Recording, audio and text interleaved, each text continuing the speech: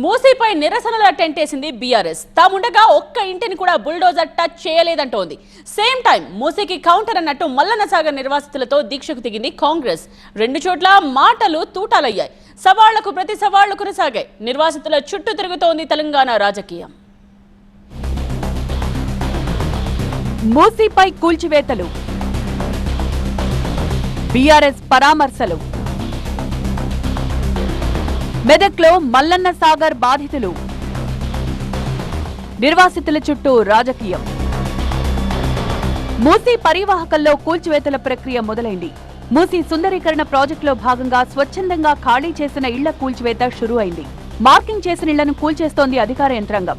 అదే సమయంలో మూసీ నిర్వాసితులకు మద్దతుగా బీఆర్ఎస్ రంగంలో దిగింది. మూసీ నిర్వాసితులకు మేమున్నామనే భరోసా ఇస్తూ అందరినీ ఏకం చేసే పనిలో ఉంది బీఆర్ఎస్.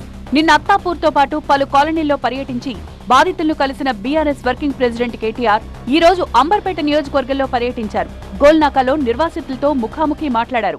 బయటికి చెప్పే లెక్కలు వేరున్నాయి, లోపల లెక్కలు వేరే అలాగే ఉన్నాయి. బయటికి ప్రభుత్వం చెప్తుంది దగ్గర 18,000 20,000 మంది పోతారని చెప్తుంది. కానీ లోపల లెక్కలు వేరే ఉన్నాయి. దగ్గర 40,000 మందిని, 40,000 కుటుంబాలను, అంటే దాదాపు 1,50,000 2 లక్షల మందిని రోడ్ల మీద వారేసే ప్రయత్నం ఈ మూసీ ప్రాజెక్ట్. బీఆర్ఎస్ నేతలతో మాజీ మంత్రి హరీష్ రావు మొదట పర్యటించారు. మూసీ పరివాహక ప్రాంతంలో పేదల ఇళ్ల జోలికొస్తే ఊరుకునేది లేదని హెచ్చరించారు. 2 రోజులుగా మూసీ నిర్వాసితులతో మాట్లాడుతున్న కేటీఆర్ బీఆర్ఎస్ బాధితులకు అండగా ఉంటుందని హామీ ఇస్తున్నారు. పునరావాస హామీలిచ్చినా, పరిహారం ఇస్తామన్నా ఇక్కడి నుంచి కదలద్దని నిర్వాసితులకు చెప్తున్నారు. ఎవరింటికి బుల్డోజర్ వచ్చినా అందరూ అడ్డుపడాలని బాధితులకు పిలుపిచ్చారు కేటీఆర్. గరీబులకు పనిచేయమని గద్దెనెక్కిస్తే గద్దెలెక్క అయ్యాల గరీబుల ఇల్లు గులగొడతా, నేను మిమ్మల్ని ఖతం చేస్తా, మిమ్మల్ని రోడ్డు మీద వాడేస్తా అంటే చూసుకుంటా ఊకునేందుకు మేము ఇవ్వాలని కూడా సిద్ధంగా లేము. మీతో పాటు భుజం కలిపి మేమే ఇక్కడికి వచ్చి అడ్డుకుంటామనే మాట కూడా నేను విజ్ఞప్తి చేస్తా ఉన్నా. ఇష్టం వచ్చినట్టు వస్తారు. వచ్చినప్పుడే మనం కనుక ఐకమత్యంగా ఉండి గట్టిగా నిలబడి ఏం సంగతి అని అడగాలి. రాష్ట్రంలో అధికారం కోల్పోయినా గ్రేటర్ సిటీలో బలంగా ఉంది బీఆర్ఎస్. జీహెచ్ఎంసీ పరిధిలో కాంగ్రెస్ కి ఒక్క సీటు కూడా దక్కలేదు. కొందరు ఎమ్మెల్యేలు ఎన్నికల తర్వాత కండువా మార్చినా గ్రేటర్ సిటీలో కూల్చివేతలు, మూసీ నిర్వాసితులను పొలిటికల్ ఎజెండాగా తీసుకుంది బీఆర్ఎస్. మొన్నటిదాకా రుణమాఫీపై దృష్టి పెట్టిన కారు పార్టీ ఇప్పుడు మూసీ ఇష్యూని టేకప్ చేసింది. మూసీ నిర్వాసితులకు పరామర్శల్లో భాగంగా వెళ్తోన్న కేటీఆర్ ని కాంగ్రెస్ శ్రేణులు మరో ఇష్యూలో అడ్డుకునే ప్రయత్నం చేశాయి. కొండా సురేఖకి క్షమాపణ చెప్పాలంటూ కేటీఆర్ కారుని అడ్డుకోవడంతో కాసేపు ఉద్రిక్తత చోటు చేసుకుంది.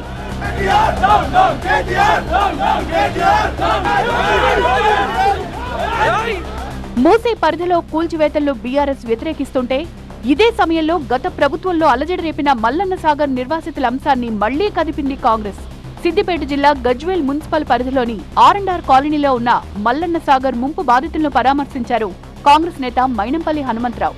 ఈ సందర్భంగా బీఆర్ఎస్ పై తీవ్ర విమర్శలు చేశారు.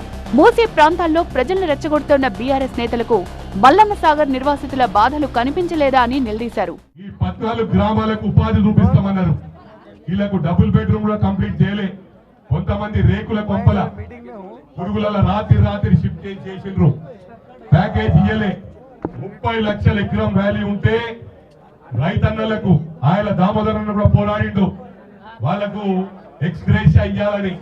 కొంతమందికి 3 లక్షల రూపాయలు కూడా ఇయ్యాలి, అంటే 10% కూడా ఇయ్యలే. 30 లక్షలు ఉంటే 3 లక్షలు కూడా ఇయ్యాలి. అంతేనా? వాస్తవమా కాదా? ఈ 14 గ్రామాలను గుండెల్లో పెట్టి కాపాడుకుంటాం.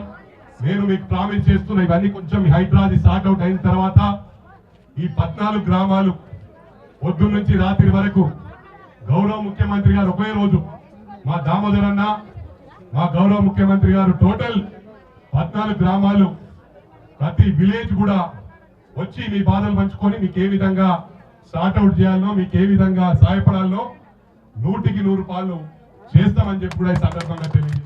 మల్లన్న సాగర్ ముంపు బాధితులకు బీఆర్ఎస్ సరైన నష్టపరిహారం ఎందుకు ఇవ్వలేదని కాంగ్రెస్ ప్రశ్నిస్తోంది. మూసీ పరివాహక ప్రాంత ప్రజలను నిర్బంధంగా ఖాళీ చేయించలేదని, మల్లన్న సాగర్ బాధితుల్లా లాఠీలతో కొట్టించలేదని కాంగ్రెస్ రివర్స్ కౌంటర్ ఇస్తోంది.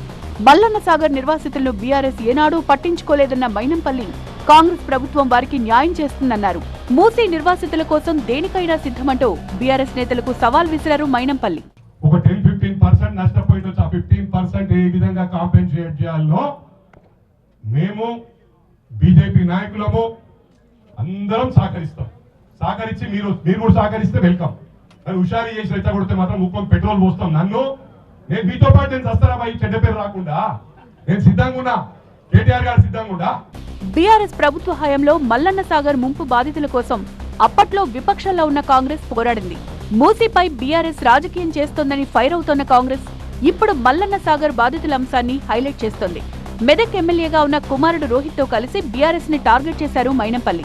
మూసీ విషయంలో ఓవర్ యాక్షన్ చేస్తే మా రియాక్షన్ ఇలాగే ఉంటుందని సంకేతాలిస్తున్నారు. హైదరాబాద్ మూసీపై బీఆర్ఎస్ స్పీడ్ పెంచితే మల్లన్న సాగర్ నిర్వాసితుల సంగతేంటని మెదక్ జిల్లా నుంచి ప్రాతినిధ్యం వహిస్తోన్న బీఆర్ఎస్ అగ్రనేతలను టార్గెట్ చేస్తోంది అధికార పార్టీ. మొత్తానికి కాంగ్రెస్ బీఆర్ఎస్ రాజకీయం ఇప్పుడు నిర్వాసితుల చుట్టూ తిరుగుతోంది.